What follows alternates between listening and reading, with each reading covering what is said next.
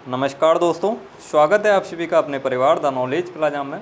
उम्मीद करता हूँ आप लोग स्वस्थ होंगे और अपनी तैयारी अच्छे से कर रहे होंगे। तो आज के क्लास में आपको एग्रोनॉमी के क्वेश्चन कराए जाएंगे, तो सभी लोग क्लास में आ जाइए और क्लास को एक बार शेयर कर दीजिए जिससे और भी लोग क्लास में आ जाएँ।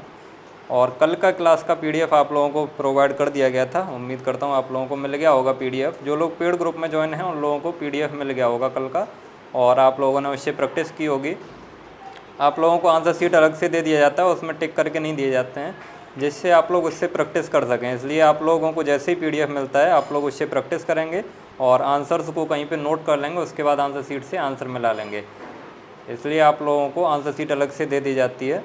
तो चलिए सभी लोग आ जाइए क्लास में, और जो लोग चैनल पर पहली बार आए हुए हैं वो लोग चैनल को सब्सक्राइब करेंगे, बेल आइकन प्रेस करेंगे ताकि आने वाले वीडियो की नोटिफिकेशन आपके पास समय से पहुँच सकें। चलिए तो शुरू करते हैं आज की क्लास। आज के इस क्लास में एग्रोनॉमी के बुक के क्वेश्चन कराए जाएंगे। इनसे भी यूपी कैटेट में क्वेश्चन पूछ ले जाते हैं, तो ये भी क्वेश्चन आप लोगों को यहाँ से कराए जाएंगे।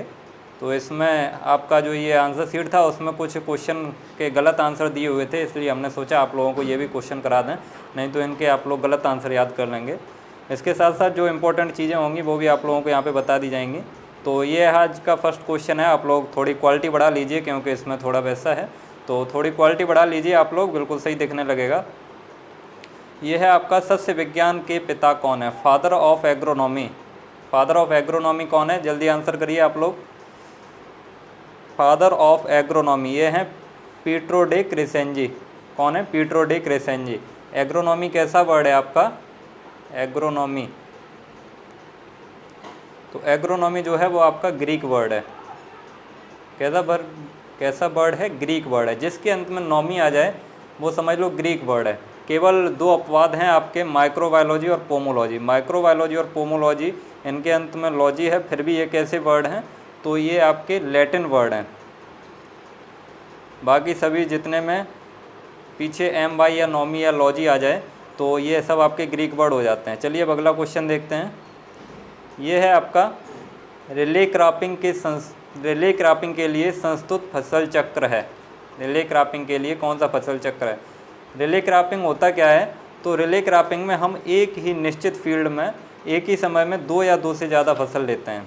2 या 2 से ज़्यादा फसल एक ही फील्ड में, कोई निश्चित खेत है उसी में 2 या 2 से ज़्यादा फसल लेना ही रिले क्रॉपिंग कहलाता है। इसमें कैसे लेते हैं, जैसे कोई फसल खड़ी है हमारे खेत में तो वो पकने वाली है, तो उससे पहले ही उसमें दूसरी क्रॉप लगा देते हैं, उससे कटने से पहले ही दूसरी क्रॉप लगाते हैं, तो ये रिले क्रॉपिंग होता है। इसके लिए संस्तुत फसल चक्र कौन सा होगा, तो ये आपका बी ऑप्शन सी हो जाएगा। कौन सा, मक्का, तोरिया, गेहूं और मूंग। मक्का, तोरिया, गेहूं और मूंग। और रिले क्रॉपिंग के संस्थापक कौन थे, रिले क्रॉपिंग के संस्थापक आप लोग नोट कर लीजिए, संस्थापक कौन थे इसके, तो ये थे कार्ल रिटर।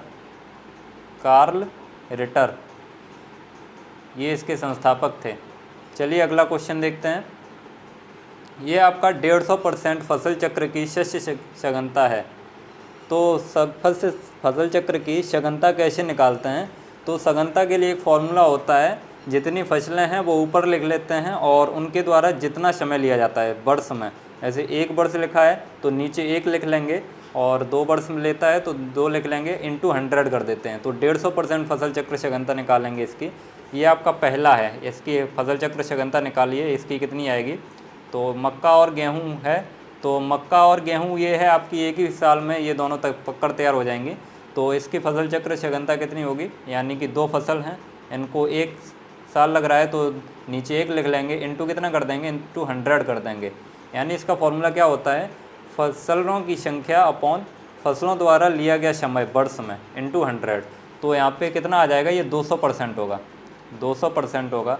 तो हमें तो 150% वाला बताना है, तो ये गलत हो गया। अब अगला क्वेश्चन देखते हैं। यहाँ पे अगला ऑप्शन ये है मक्का, आलू और गन्ना। मक्का, आलू और गन्ना कितनी, 3 क्रॉप हो गई। अब आपकी ये जो गन्ना है ये 1 साल ले लेती है पूरा, और ये मक्का, आलू ये 1 साल ले लेंगी, तो यानी 3 क्रॉप हैं और इनको पकने में कितना समय लगेगा, तो 2 साल लगेगा इन तीनों को। इंटू क्या करेंगे, इंटू 100 करेंगे, तो 2 से इसको काटेंगे 50 बार कटेगा, और 50 का 3 में गुणा करेंगे तो कितना आएगा, 150%। हमें निकालना कितना था, 150% ही निकालना था, तो हमारा बी ऑप्शन सही हो जाएगा, बी ऑप्शन सही हो जाएगा हमारा। और ये अगर धान गेहूँ का निकालेंगे तो ये भी एक ही साल में पककर तैयार हो जाती है, तो इसका भी वही आएगा 100%। और ये आपका मक्का गेहूँ चरी चना ये आपकी 2 साल में पककर तैयार होती है, इसका निकालेंगे तो 4/2 होगा, 4/2 गुणा 100, तो इसका कितना आएगा 250, इसका 200% आएगा, तो इसमें 150% केवल बी वाले का आएगा, तो इसका बी ऑप्शन सी हो जाएगा। आप लोग सीख गए होंगे कैसे फसल चक्र सघनता निकालते हैं, तो ऐसे ही निकालते हैं, फसलों की संख्या अपॉन फसलों द्वारा लिया गया समय अपॉन वो इंटू 100।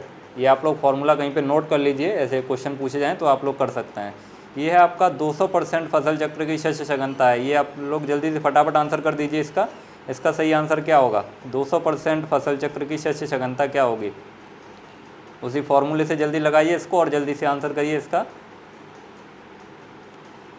तो इसको कैसे निकालेंगे, इसको यहाँ पे आप लोग पहले ऑप्शन में लगाएंगे, तो पहले ऑप्शन का कितना आएगा, मक्का तोरिया गेहूँ, मक्का तोरिया गेहूँ ये आपकी एक ही साल में पकड़ तैयार हो जाएंगी, तो 3/1 गुणा 100, 3/1 इंटू 100, तो इसका कितना आ जाएगा 300%। तो हमें 200% निकालना है, तो दूसरे का आप देखते हैं, दूसरा ऑप्शन देखते हैं, मक्का गेहूँ और चरी चना, ये इसमें 2 साल लगेंगे। कितनी फसलें हैं, 4 फसलें हैं, 2 साल लगेंगे, तो यहाँ पे इंटू 100 कर देंगे, तो कितना आएगा 2 2 जा 4 और 2 का 100 में करेंगे तो 200%, इसका बी ऑप्शन सी हो जाएगा। तो ऐसे ये निकालते हैं। चलिए अगला क्वेश्चन देखते हैं। अब ये है आपका, एक वर्ष में उसी खेत पर अधिक फसलों को उगाना क्या कहलाता है, एक वर्ष में उसी खेत पर अधिक फसलों को उगाना क्या कहलाता है, मिश्रित फसलें, बहु फसलें, सह फसलें या अंतर्वर्षीय फसलें। तो इसको क्या बोलते हैं, इसको बहु फसलें बोलते हैं। मिश्रित फसलों में क्या करते हैं, मिश्रित फसलों में बहुत सारे बीजों को एक साथ इकट्ठा करके बो देते हैं, जैसे सरसों गेहूँ और भी कुछ बीज ले लेते हैं, तो उनको एक साथ मिला के खेत में एक साथ बो देते हैं, तो उसे मिश्रित फसलें बोलते हैं। तो इसको अगर एक वर्ष में उसी खेत पर अधिक फसलों को उगाना बहु फसलें कहलाता है। चलिए अब अगला क्वेश्चन देखते हैं।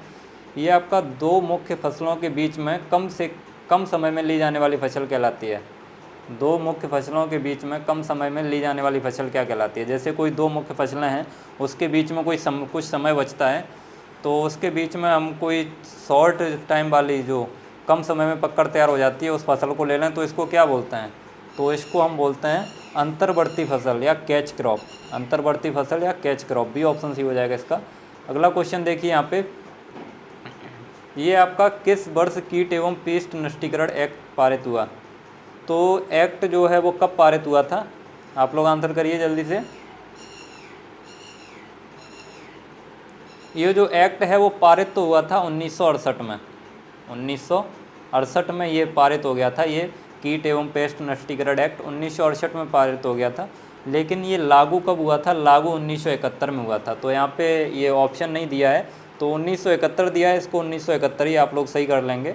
वैसे 1968 ऑप्शन देना चाहिए था, यहाँ पे ये नहीं दिया है, लेकिन वो लागू हुआ था वो वाला ऑप्शन दिया है, तो वो वाला ऑप्शन आप लोग सही कर देंगे, इसका बी ऑप्शन सही हो जाएगा। आप लोग कहीं पे नोट कर लीजिए, ये पारित कब हुआ था, तो 1968 में। चलिए अगला क्वेश्चन देखते हैं। ये है आपका, गेहूं का वानस्पतिक नाम क्या है। गेहूं का बॉटनिकल नेम सभी लोगों को पता होगा, फटाफट आंसर करिए इसका। गेहूं का बॉटनिकल नेम क्या होता है, तो गेहूं का बॉटनिकल नेम क्या होता है, इसका बॉटनिकल नेम होता है ट्रिटिकम एस्टिवम। क्या होता है, Triticum aestivum, B option C हो जाएगा इसका। नेक्स्ट क्वेश्चन देखते हैं। ये आपका ट्रिटिकम एस्टिवम में क्रोमोजोम नंबर होता है, ट्रिटिकम एस्टिवम में क्रोमोजोम नंबर कितना होता है, तो ट्रिटिकम एस्टिवम में क्रोमोजोम नंबर कितना होता है, 2n=42 होता है, 2n=42 होता है, इसका डी ऑप्शन सी हो जाएगा 42। और ये कैसा होता है, तो ये हेक्साप्लॉइड होता है, 6x होता है, जो वीट होता है ट्रिटिकम एस्टिवम वो हेक्साप्लॉइड या 6x होता है। नेक्स्ट क्वेश्चन देखिए यहाँ पे, ये ट्रिटिकम ड्यूरम में क्रोमोजोम नंबर कितना होता है, ट्रिटिकम ड्यूरम में क्रोमोजोम नंबर कितना होता है, तो जो ट्रिटिकम ड्यूरम होता है ये कैसा होता है, ये टेट्राप्लॉइड होता है, ट्रिटिकम ड्यूरम टेट्राप्लॉइड होता है या 4x होता है। तो इसमें क्रोमोजोम नंबर कितना होता है, इसमें क्रोमोजोम नंबर होगा 28, क्योंकि यहाँ पे 2n बराबर उसमें 42 होता है, तो 6x होता है, यानी कि 6x होता है, तो 6x बराबर 42 हो जाएगा, तो x बराबर कितना होगा 7 होगा, तो ये 4x है, तो 4x = 28 हो जाएगा। इसका सी ऑप्शन सी हो जाएगा। चलिए अगला क्वेश्चन देखते हैं। ये है देर से बोई गई गेहूं की फसल की बीज दर होती है। गेहूं की जो लेट वैरायटी होती है उसकी बीज दर कितनी होती है?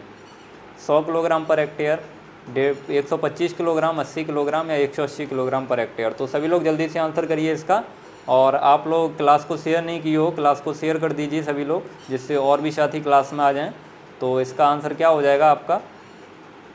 जो देर से बोई जाती हैं फसलें उनकी जो सीड रेट होती है वो होती है 125 किलोग्राम पर हेक्टेयर, 125 किलोग्राम। और 100 किलोग्राम जो सामान्य सीड रेट होती है, सामान्य जो गेहूं की बीज दर होती है वो कितनी होती है? वो 100 किलोग्राम पर हेक्टेयर होती है। और यानी छिटकवा विधि से जो होती है वो 100 किलोग्राम पर हेक्टेयर होती है। अगर हल से बोएंगे तो 70 से 80 किलोग्राम होती है। वैसे सामान्यतर जो किसान बोते हैं वो छिटकवा विधि से ही बोते हैं, और कहीं कहीं सीड ड्रिल से भी बोया जाता है, कहीं कहीं ऐसे ही छिटकवा विधि चलता है। तो छिटकवा विधि से 100 किलोग्राम पर हेक्टेयर होती है। ये आपका नेक्स्ट क्वेश्चन है। बोनी किस्म के उन्नतशील प्रजाति के गेहूं में नाइट्रोजन की दर है। जो ड्वार्फ वैरायटी होती हैं उनमें नाइट्रोजन कितनी दी जाती है? तो इनमें जो नाइट्रोजन दी जाती है वो दी जाती है 120 किलोग्राम पर हेक्टेयर। कितनी दी जाती है? 120 kilogram per hectare. 120 kilogram per hectare nitrogen दी जाती है। और नाइट्रोजन इतना हो गया। पोटास कितना, वो फास्फोरस कितना दिया जाता है? तो फास्फोरस दिया जाता है 60 kilogram per hectare. 60 kilogram per hectare phosphorus दिया जाता है। और पोटास दिया जाता है 40 किलोग्राम पर हेक्टेयर। यानी कि एनपीके का रेशियो इसका कितना होता है? 120, 60, 40। चलिए नेक्स्ट क्वेश्चन देखते हैं।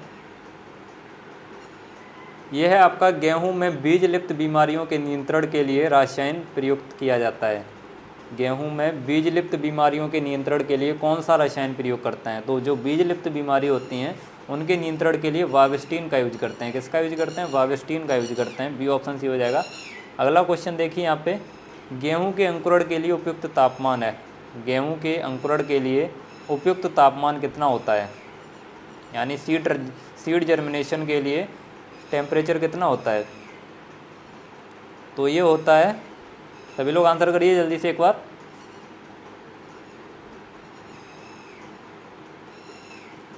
तो ये आपका 19 से 23 डिग्री सेल्सियस होता है। 19 से 23 डिग्री सेल्सियस होता है।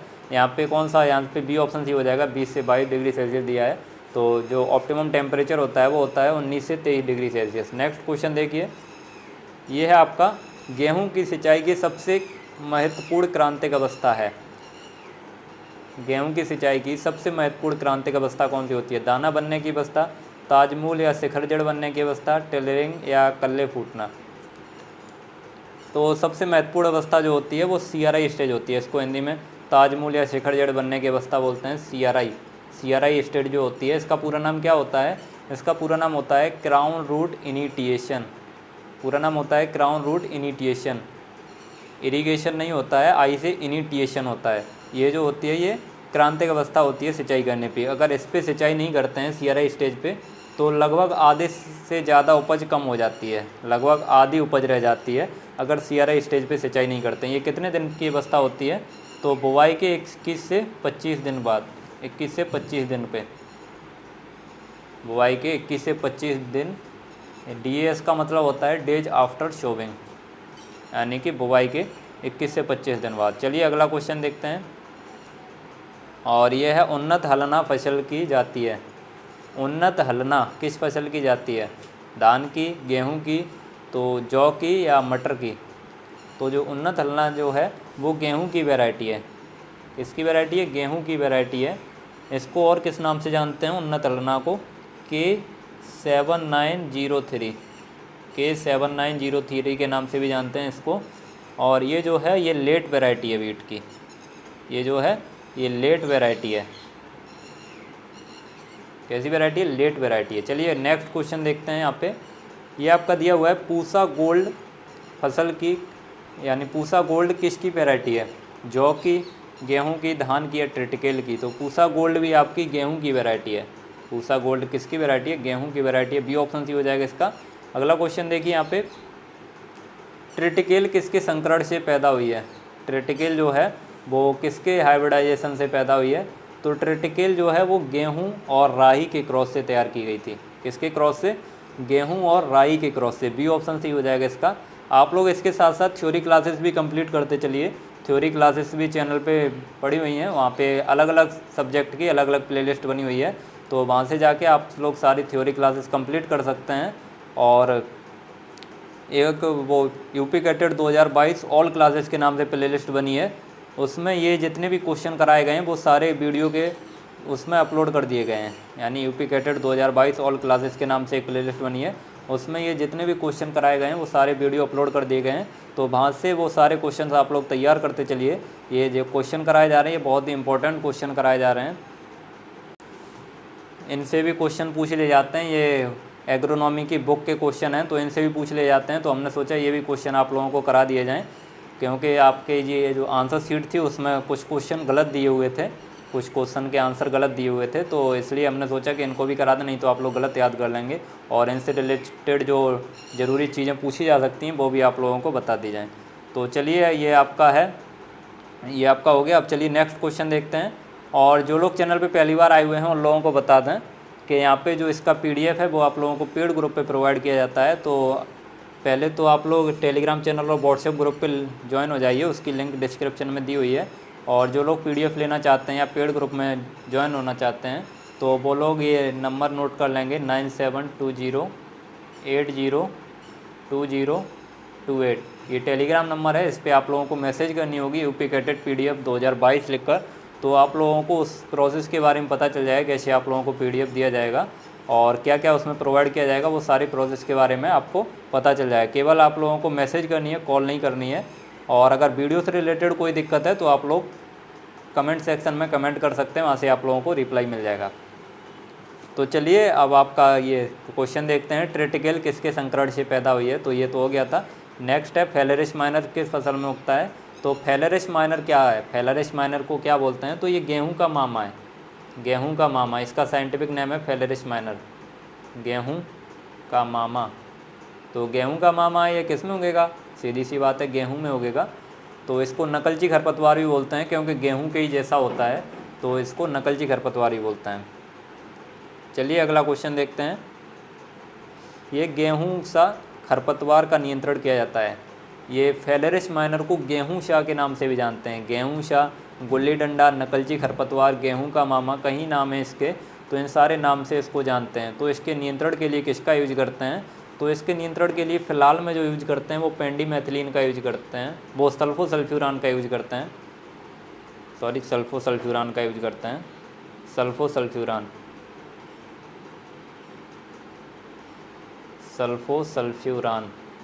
सल्फोसल्फ्यूरान का यूज करते हैं। लेकिन इसमें सल्फोसल्फ्यूरान ऑप्शन दिया नहीं है, तो पहले जो यूज करते थे वो आइसोप्रोट्यूरान का यूज करते थे, पहले आइसोप्रोट्यूरान का यूज करते थे, लेकिन आइसोप्रोट्यूरान को बैन कर दिया गया है। अब जो यूज करते हैं वो सल्फोसल्फ्यूरान का यूज करते हैं।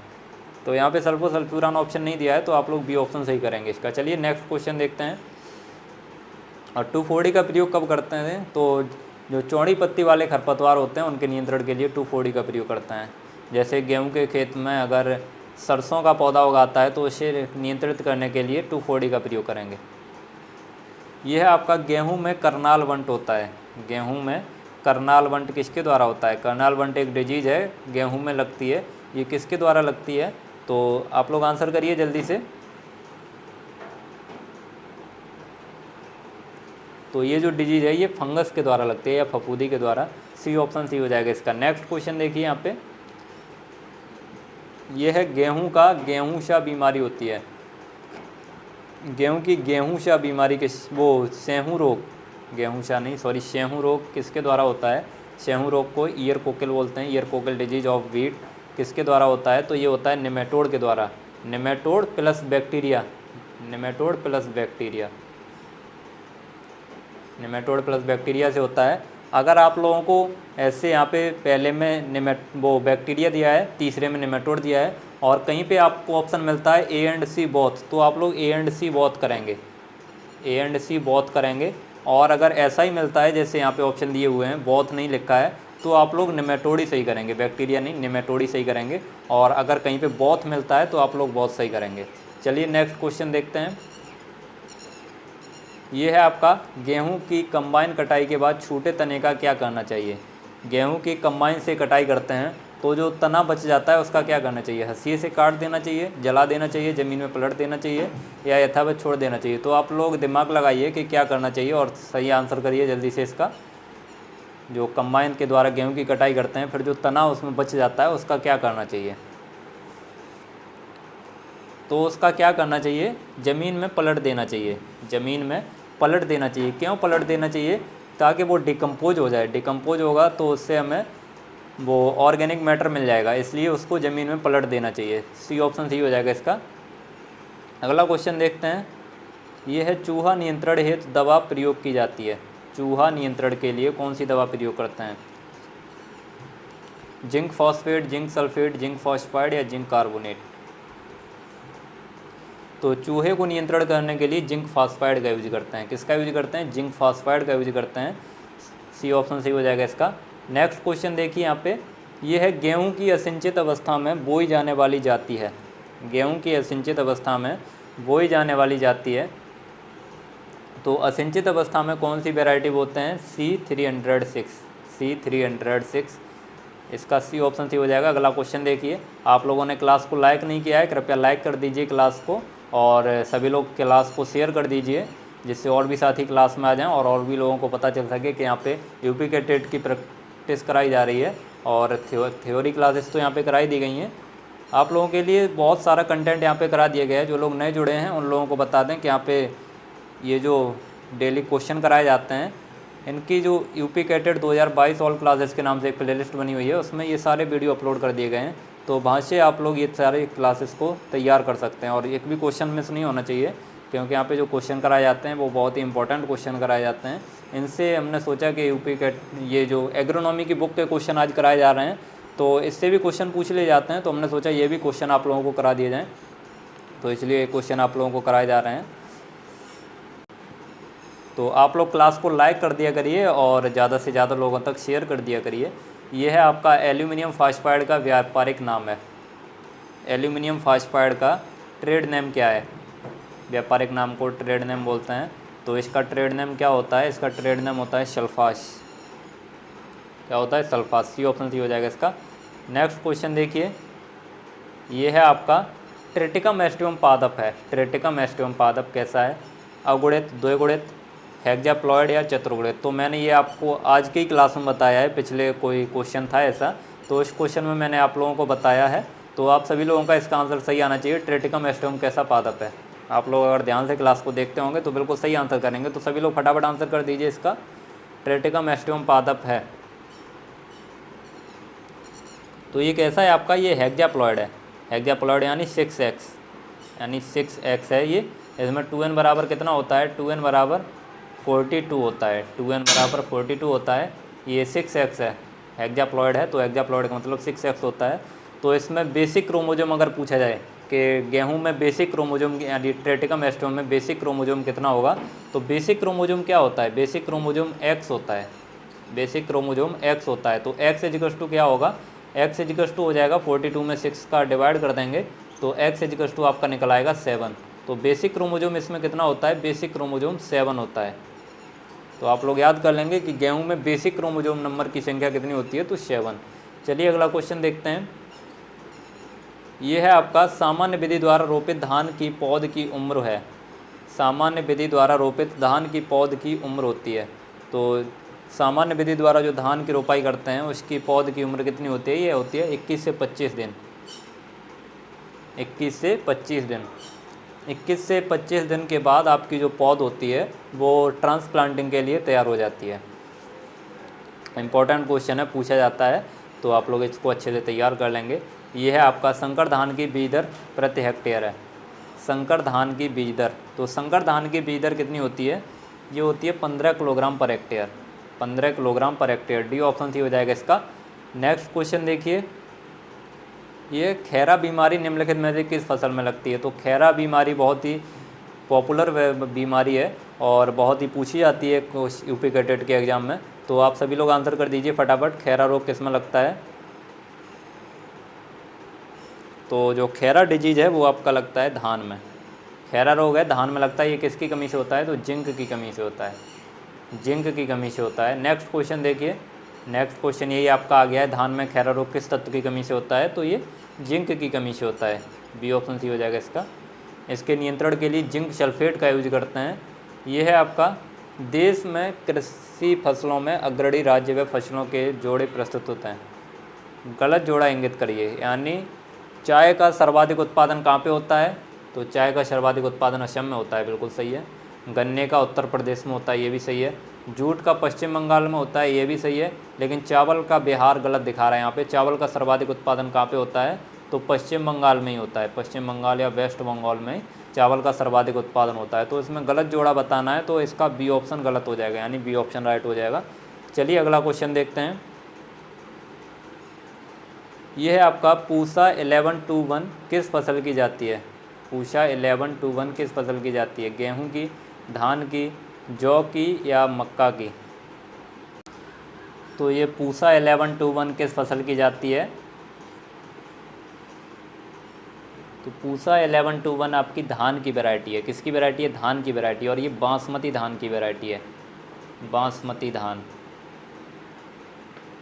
बासमती धान की वैरायटी है। नेक्स्ट क्वेश्चन देखिए, यह डेपोक विधि किस फसल से संबंधित है? तो डेपोक मेथड जो है वो किससे संबंधित है? सभी लोगों को पता होगा, जल्दी से आंसर कर दीजिए इसका। डेपोक विधि किस फसल से संबंधित है? तो जो डेपोक विधि है वो किससे संबंधित है? ये धान में। डेपोक विधि किस में यूज कर जाती है? तो ये धान में यूज की जाती है। ये किसके लिए यूज की जाती है? तो ये नर्सरी का एक मेथड है। डेपोक क्या है? तो ये नर्सरी का एक मेथड है, और इसकी जो पौध है वो 11 से 14 दिन में तैयार हो जाती है। 11 से 14 दिन में डेपोक विधि से जो पौध डालते हैं वो 11 से 14 दिन में रोपाई के लिए तैयार हो जाती है। ये भी क्वेश्चन पूछा जाता है कि डेपोक विधि से पौध कितने दिन में रोपाई के लिए तैयार हो जाती है? तो 11 से 14 दिन में। ये आपका आज का लास्ट क्वेश्चन करते हैं, क्योंकि टाइम हो रहा है, आगे के क्वेश्चन फिर करा दिए जाएंगे। तो ये है आपका, धान में खरपतवार नियंत्रण हेतु मचेटी का प्रयोग रोपाई के कितने दिन पश्चात करना चाहिए? धान में खरपतवार नियंत्रण हेतु मचेटी का प्रयोग रोपाई के कितने दिन पश्चात करना चाहिए? तो 10 से 15 दिन, 3 से 4 दिन, 20 से 25 दिन या 30 से 35 दिन। तो धान में खरपतवार नियंत्रण के लिए मचेटी का प्रयोग रोपाई के 3 से 4 दिन बाद कर देना चाहिए। 3 से 4 दिन, बी ऑप्शन सी हो जाएगा इसका। और आज के क्वेश्चन आपके यहीं पे समाप्त होते हैं। अब आगे के जो क्वेश्चन बचे हैं वो आप लोगों को नेक्स्ट क्लास में करा दिए जाएंगे। तो अगर क्लास अच्छी लगी हो तो इसे लाइक कीजिए, ज़्यादा से ज़्यादा लोगों तक शेयर कीजिए, और जो लोग चैनल पे पहली बार आए हुए हैं वो लोग चैनल को सब्सक्राइब करेंगे, बेल आइकन प्रेस करेंगे, ताकि आने वाले वीडियो की नोटिफिकेशन आपके पास समय से पहुँच सकें। और इसका जो PDF है, वैसे तो आप सभी लोगों के पास ये क्वेश्चन तो होंगे, बुक होगी 11th के, उसमें पीछे क्वेश्चन दिए हुए हैं, और नहीं है तो फिर इसका PDF आप लोगों को उसी ग्रुप पे मिल जाएगा, जो जिस पे सभी लोग ज्वाइन हैं उस ग्रुप पे इसका PDF प्रोवाइड कर दिया जाएगा। पेड ग्रुप पे इसका नहीं दिया जाएगा, उसी पे दिया जाएगा, तो उस पर सब लोगों को मिल जाएगा, या पेड ग्रुप पे और उस पर दोनों पे इसका PDF डाल देंगे, जिससे सब लोगों को मिल सके PDF। तो ये 100 क्वेश्चन का PDF है, आज ही डाल दिया जाएगा उस पर, आप लोग उससे देख लेंगे। तो अब मिलेंगे आपको कल की क्लास में, तब तक के लिए सभी को गुड नाइट, जय हिंद, वंदे मातरम।